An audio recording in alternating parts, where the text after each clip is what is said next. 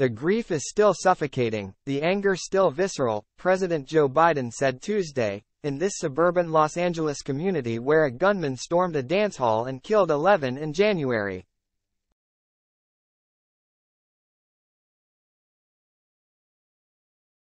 He announced fresh federal measures to curb gun violence but emotionally declared there must be more.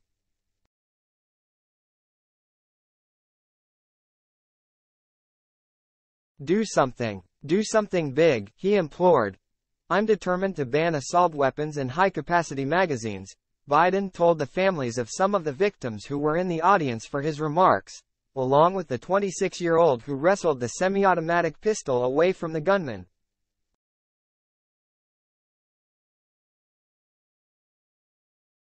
Biden's rhetoric has grown ever stronger about guns. He routinely calls for banning assault weapons, in pushing a gun control platform even tougher than during the Obama administration when he was vice president.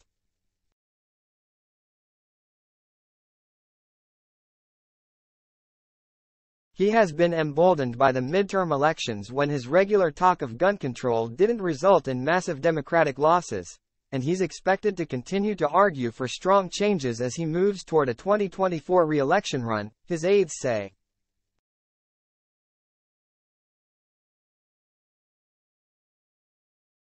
We remember and mourn today, Biden said in Monterey Park.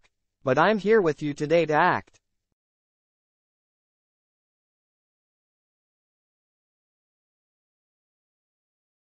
The president told the crowd he'd signed an executive order aimed at stiffening background checks to buy guns, promoting more secure firearms storage and ensuring law enforcement agencies get more out of a bipartisan gun control law enacted last summer.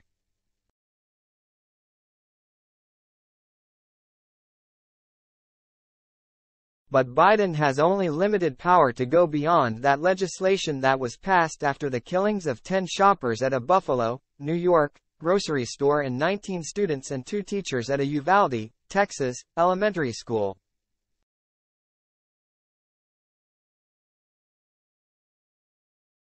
His action on Tuesday does not change government policy.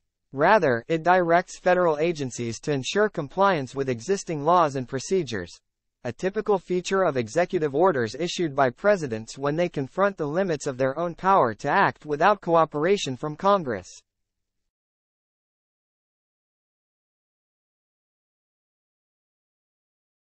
Let's be clear, none of this absolves Congress from the responsibility of acting to pass universal background checks, to eliminate gun manufacturers' immunity to liability, Biden said.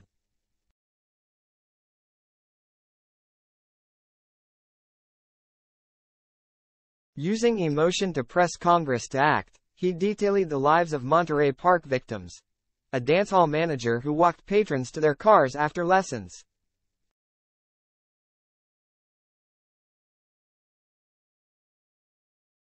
An adventurer ready for the next trip abroad. A devoted grandparent. Biden, whose own familiarity with grief is well known. His small daughter and wife were killed in a car crash in the 1970s and later his adult son died of cancer. Touched on the everyday things he said hurt so much after the initial shock is gone. The way a closet still smells like a loved one. The sound of a laugh, the bend of a smile.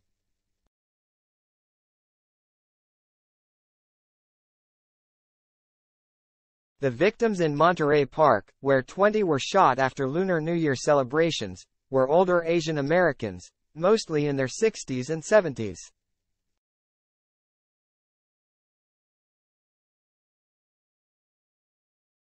Biden said they represented a powerful vision of America. Our diversity is the strength of this nation.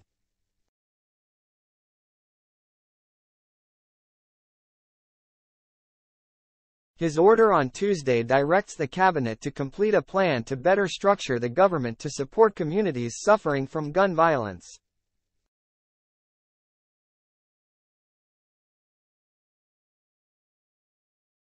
If the Federal Emergency Management Agency can respond to natural disasters to provide on-the-ground support, the government should be able to do the same for a mass shooting, he said.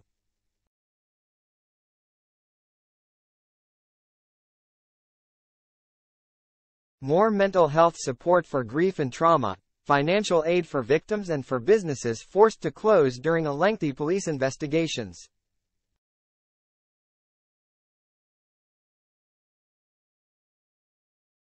He is directing Attorney General Merrick Garland to shore up rules for federally licensed gun dealers so they know they are required to do background checks as part of their licenses.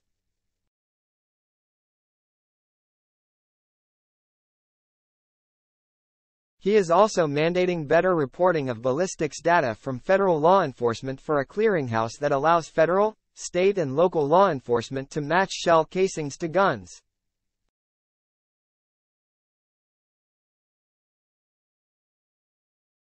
But local and state law enforcement agencies are not required to report ballistics data, and many do not, making the clearinghouse less effective.